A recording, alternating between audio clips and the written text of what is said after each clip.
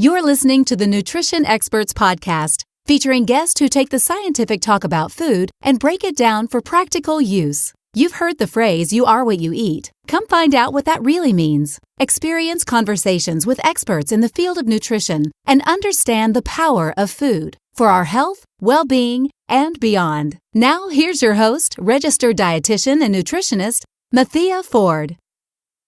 Hi there, it's Mathea. Welcome back to the Nutrition Experts Podcast, the podcast featuring nutrition experts who are leading the way. Using food starts today, right now, with our next guest.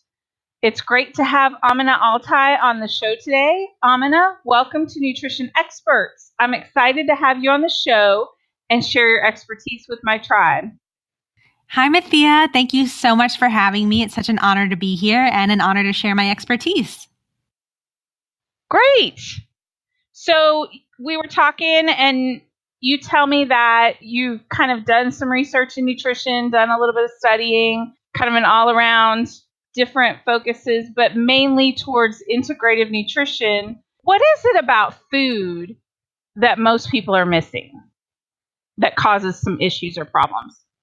That's such a great question. I think many of us aren't exactly conscious about the way we eat, right? Sort of we grow up in these households and we learn from our caretakers, whether it's our parents, teachers at school, our peers, what have you. We eat in a certain way, and it's generally learned, right, from the group settings that we're in, or, what's taught to us by our families, but we're never really conscious about what works for our bodies in particular, right? And, we might read about the latest diet and nutrition information online, but do we ever really check in with our bodies and say, okay, this is what feels really good for me, or, this is what I need for my body to work optimally? I think oftentimes we're just not conscious enough about the way we're eating and what it does to our bodies.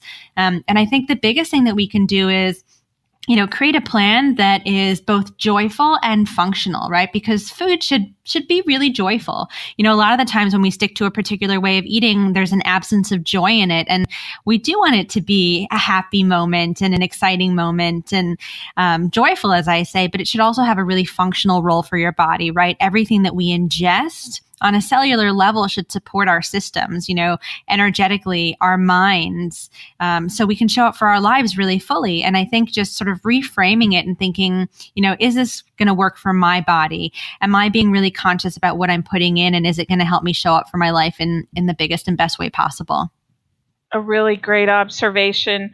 Thinking through I sometimes have ideas about food, even as a dietitian, just little words that come into my brain when I'm eating something that I know was said to me as a child. For example, potatoes will make you fat. So, that seems like a strange thing, but I specifically remember being told that. And so that comes into my mind. And potatoes are, they can do different things, but the food in and of itself is not bad. So it's just funny because that is something that most of the time we're probably not even conscious of. So what are some of those things that we can do to kind of do better with that? Yeah, that's a great question. And I love that anecdote that you shared. And that's so many of us, right? So we're programmed from a young age to think that certain foods are acceptable and certain foods are bad or what have you, however they've been labeled. And we internalize that, and that becomes our thinking and the way we move through life and through every meal. One of the biggest things that I can recommend is really being mindful at every meal. I do a lot of corporate wellness work, and 2 weeks ago, I led a mindful eating lunch for one of my clients. And it was really an opportunity for us to get really present with what we put on the plate and how food even tastes for us. And what was so interesting was, I had basically participants, plate themselves some food, and then I walked them through a process of eating mindfully, and everything from the way we put the food in our mouth to the way that we chew, how much we chew, when we swallow. And by far and away, the biggest comment that I got afterwards was most people put things on their plate that they don't enjoy because they think that they should eat it. And it's so interesting. Even if it's, something healthy and they think, okay, let me eat an abundance of spinach. Well, actually, I don't like spinach at all, but I really like arugula. but we're not conscious enough. We don't take enough time and really spend time with our food to ingest it and assimilate with it and chew it properly to really understand what it is we need and what we like even. So what do you think is at the core of that dissatisfaction? I mean, is it something that we learn as a child? Is it somehow that because I know we spend most of our life distracted. So how does that play into this or affect it? Yeah, I think that's a great question. And I think it's really twofold. I think it's that lack of consciousness. So we're moving through life so fast. We often don't take time to think and really choose and be present in the moment. And then I think it's that programming too. So those two combined, it's like, well, as a child, I always ate this and I was told that this was good. I'm not present right now. Let me just do this. But if we stop for a moment and we check in with ourselves and we say, okay, am I really hungry? Do I actually want to eat this? Is this what my body needs? It's a very different experience than just moving through life on autopilot. What's interesting too is, the amount of food we eat is really has implications for that consciousness piece. If we're not really checking in with our bodies and saying, am I really hungry? Is this what I really need? We tend to overeat, right? We just sort of eat what's on our plate or what's been put in front of us. So I think being present and aware and sort of overcoming that programming are two pieces to really pay attention to. So what are some, like I said, I have this voice in my head that says like potatoes will make you fat. So what are some typical blocks or issues that people have regarding food or nutrition? Like what are some common things you come up and hear over and over? Yeah, I think one is that, fat is bad. That's a really common one. And of course, there are good fats and there are bad fats, and it's about finding the right ones and working them into your diet. And then with people that have adhered to a particular way of eating for a long period of time, a lot of the times they think that eating can't be joyful or that healthy eating can't be joyful. So, for example, I have 2 autoimmune diseases. I have celiac disease and I have Hashimoto's, and I have to eat a particular way to support those 2 diseases.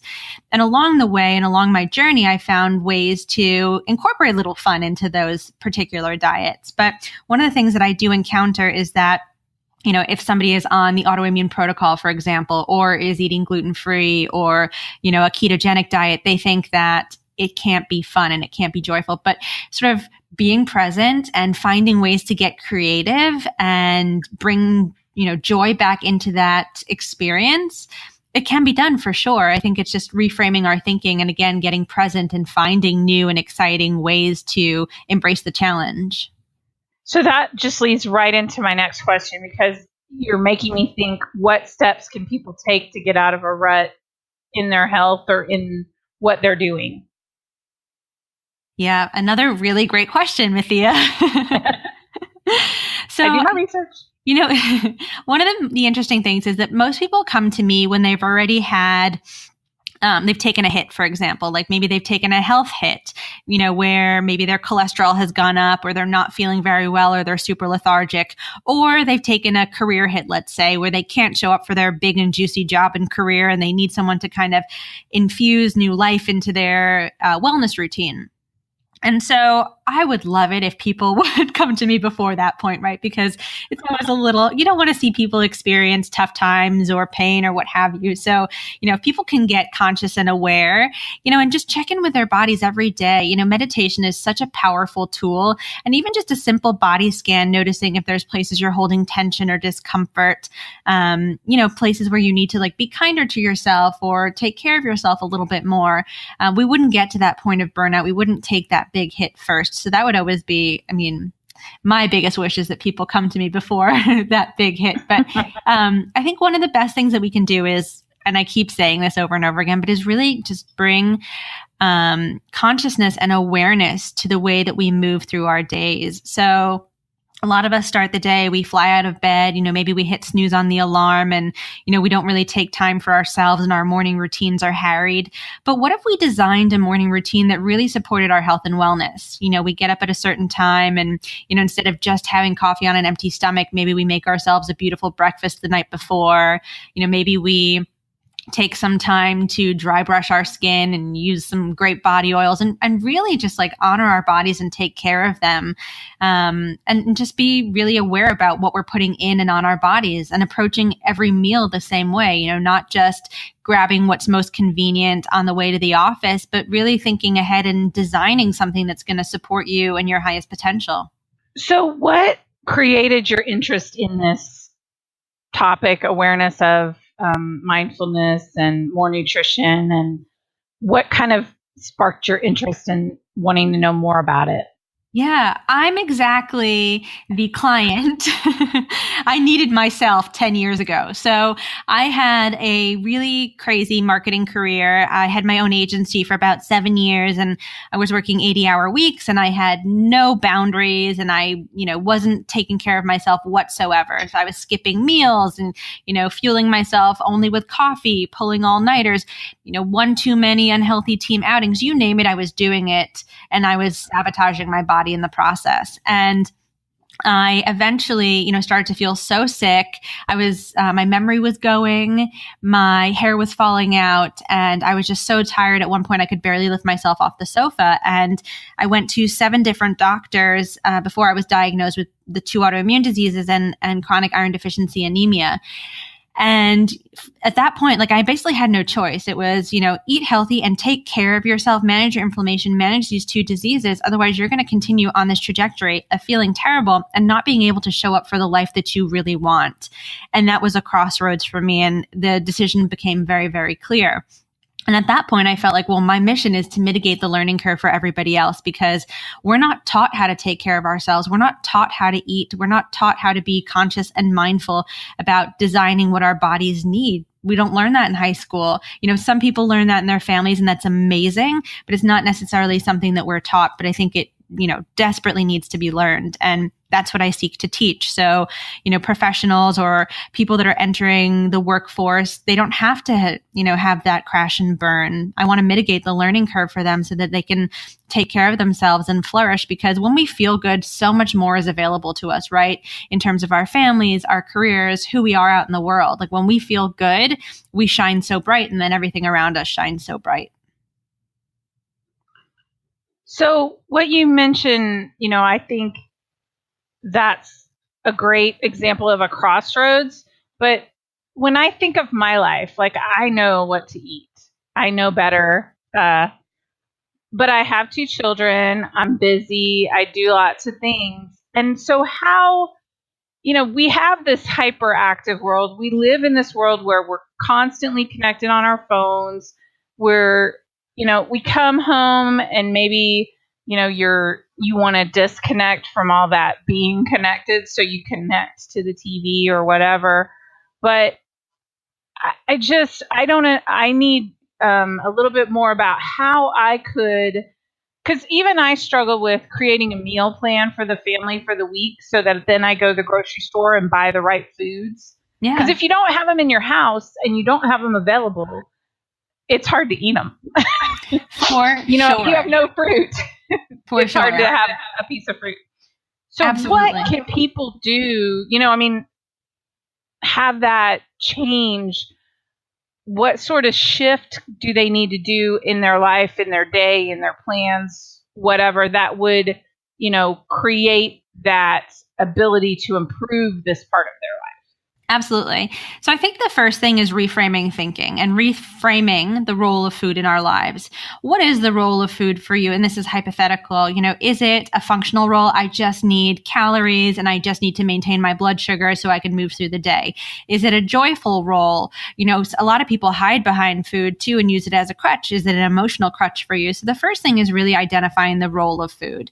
And if it's somewhat off balance, it's about reframing it, right? So yes, it should be joyful and it should be functional. And we should never hide behind it or abuse ourselves with it. And so creating a plan from that. But to really have a healthy relationship with food and to be able to manage it in our ever hectic, so always on society, we need sort of a plan for what we do at home and a plan for what we do out in the world, right? So depending on how we're reframing that approach to food, thinking about, what you're going to have at your home and having sort of your go-to healthy pantry items, healthy fridge items, And if you don't have those, and if you don't like to cook, there is no shame in that game.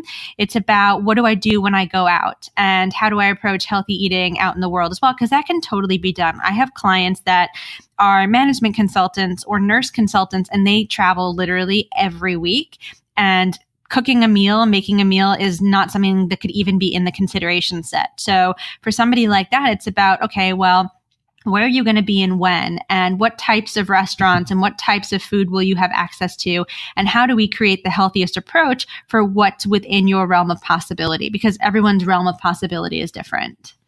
So this is something that your clients have basically made a priority. They're like, I'm done being sick, tired, whatever else. Totally, totally. And, it also is, how much of a priority can you make it, right? So some people might be like, I'm done being sick and tired. And they're like, hey, I want to do this to 100%. I want to live my best life. I never want to feel sick, etc. And those are like my type A++ students. And then people that are like, hey, I want to feel less crappy. I want to feel a little bit better. I can't do everything to the letter of the law, and I want to have fun. And, 80-20 or 70-30 feels good for me. And that's about doing the best with what we have and where we are. So it really depends on the client. I think you hit on a good thing there, like the 80-20 rule, because you can totally change a small thing, just one thing, and see that 80% improvement. 100%. And it's so interesting and astounding to see. And of course, every body and their bodies and their biochemistry are so different. So, the change that one person might make will be very different results than somebody else, of course. But, I had a client who simply gave up soda and lost 20 pounds and felt markedly different. And then I've had clients that are, for all intents and purposes, have a really healthy BMI. They're doing really well, but they have maybe 3 to 5 stubborn pounds. And that type of client generally has to work a little harder, do a little bit more to see more of a change, because they're already within, a really, really healthy space. So it totally depends on the client. But yes, even tiny changes like swapping soda for water, you can see a big result. What would you say is next? Like, what in this field that you work in, what's kind of the next things that are coming out? What's so interesting, and I encountered this company last year, but so obviously in the world of nutrition and functional medicine, genetics are a big area of study, as is the microbiome. With genetics, basically 2% of our DNA is fixed, 98% is expressed via environment and lifestyle. So, you'll see the emergence of a lot of genetic testing and, giving people diet plans and healthy lifestyle plans based on that, but they're not specific enough because you don't know, say for example, I have a gene for Alzheimer's and so do you, but we don't know if I will express mine at 40 and you'll express yours at 80. We don't know, right? So, they're giving us recommendations based on a what if. But there's an emerging field of study called metabolomics, which basically studies the metabolites our bodies produce. So based on the metabolites, they can recommend a particular way of eating and moving and managing stress, which is very, very specific. So it's looking at our microbiome and the metabolites produced by your specific microbiome, and it's a snapshot, and then they'll give specific dietary recommendations. So I think that, the area is in, or the category in the market is getting really specific. It's about nutrition and wellness advice that's specific to me and my needs. And it's getting even more and more and more specific. So I think gone are the days of the one size fits all. This is good and this is bad. It's really about what's going to work for you and the current state of your body, your microbiome, et cetera. Yeah, I've seen some testing that people can do, basically saliva, blood, whatever, where it'll kind of tell you what allergies and what kind of foods you're reacting to. And you can adjust those in your diet to see that reduction in inflammation, that, effective change. So that's awesome. I love that example. Isn't that exciting? Yeah, that's exciting. I mean, just to think how we can measure on an individual level and make recommendations on an individual level for what you can do, and it'll make a difference. Absolutely. It's not like, here, exercise more, eat this differently, because people react to foods differently. 100%, 100%. And it also really democratizes healthcare at the same time, right? You have the emergence of a lot of these companies that are creating at-home testing kits that are really specific to you and your body. And so instead of going to your healthcare provider and them giving you this really templated approach, we're basically putting it in everybody's hands, which is amazing and so empowering. I think we're more empowered to make healthy decisions now than ever. And, we know which foods to choose for our specific body and our need states and our disease states. And I think it's really empowering. That is great. I'm so excited about that. Me too. Who would you say is best suited kind of for this type of change? Who do you find is like your A++ student? Like what type of person is going to be best to adjust to these types of things? Yeah. So I would say my clients really kind of fall into two buckets. So it's somebody who is potentially just being diagnosed with a particular disease, be it autoimmunity or IBD or what have you. And then somebody who is that type A that feels like, they have last 5 pounds to lose and they really need some fine tuning because they haven't been able to get it right themselves. So they really fall into those two buckets. As I mentioned before, I do wish that we could get to some people before they got to those disease states. That's my big juicy wish to the universe. But that's when a lot of people have a wake up call, right? Because we're moving through life and we think things are fine. And what's interesting is actually, a lot of people think that certain things are normal and they're not normal. Like the idea of, not going to the bathroom every day, chronic constipation, something like that. Most people live with it and think that it's entirely normal and it's not. So, a lot of people are going through life and they think they're fine, but until you make some changes and they feel really great, they have no idea how it even feels to feel great, which is such an interesting thing. And I was the same way. I had gone through life feeling fine, getting headaches every couple days, thinking that was totally normal. And it wasn't until I, adjusted my approach to eating and movement and my whole approach to wellness. And I was like, whoa, this is actually what it feels like to feel well. That's very different than the way I've been living. So, I do wish we could get to people earlier on, but, we get to people when we get to them, when they're ready for it. Yeah, I was going to say it does depend on how ready they are for it too. Exactly.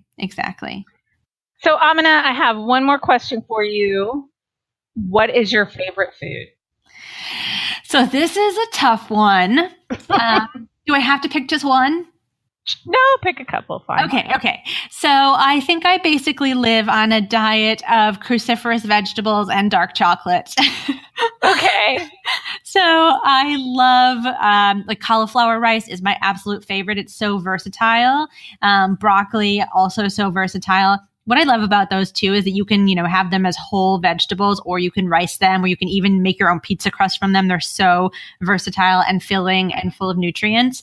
And then dark chocolate, because I do have a sweet tooth. And if I'm going to have something sweet, it's also going to be something that has, great health benefits. So that's where my dark chocolate comes in. But I am like, I can't go a week without it. I love cauliflower because it just takes on the flavor of so many things. You can just, put it in, like you said, cauliflower rice, regular cauliflower, make it in a crust.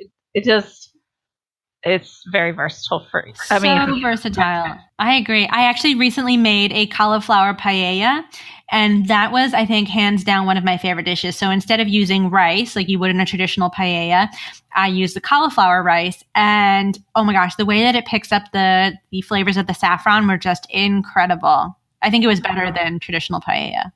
Don't tell any of my Spanish friends. Well, it's just our little secret. Nobody's listening. Okay. So thanks, Amina, for being on the podcast today. I've so enjoyed talking to you. Is there anywhere that people can find you? How can they, learn more about you and what you do? Yes, absolutely, Mathea. Thank you so much for having me today. It has been so much fun. You can learn more about me by going to Amina Altai.com. That's AMINA-ALTAI.com. And I also have a little giveaway that is all about helping people get unstuck in their daily lives and in their businesses and, feeling well in their businesses. And it's getunstuck.AminaAltai.com. So if you want to check that out, that's my little goodie bag for you guys. Okay, I'll put that in the show notes for everybody to be able to click on and go over there and get some more information about you. Amazing. All right. Thanks, Amina. Thank you so much, Mathea. It's been such an honor. You've just listened to an episode of the Nutrition Experts Podcast. Be sure to get more information about this week's episode at www.nutritionexpertspodcast.com. Tune in next time for another great conversation with a nutrition expert and expand your personal knowledge in the field of nutrition, one conversation at a time.